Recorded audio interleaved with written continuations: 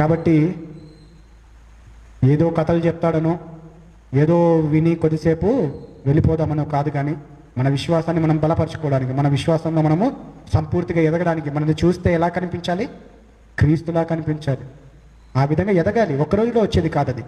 ఒక్క రోజులో ఎవరు సాధించలేము. మనం యేసుక్రీస్తు వారు తమ పొందిన శ్రమల చేత విధేయత నేర్చుకున్నాను. అనుదినము ఆయన ప్రార్థిస్తూనే ఉన్నాడు. పెందలకడ నేను లేచి కొండకు వెళ్ళి ప్రార్థిస్తున్నాను, దేవా నాకు ఇలా దయచేయి, నీ కృపను నాకు దయచేయి అని.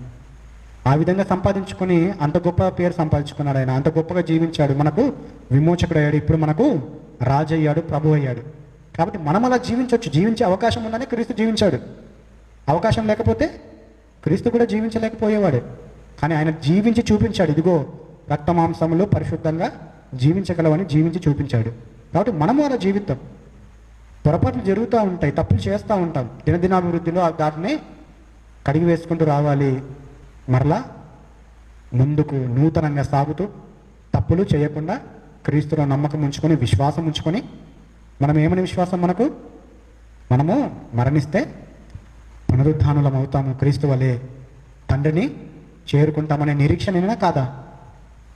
అంతము మట్టుకు మనము ఆ విశ్వాసాన్ని పట్టుకున్న వారమై ఉండి ముందరికి వెళ్దాం, నేర్చుకుందాం, ముందరికి వెళ్దాం.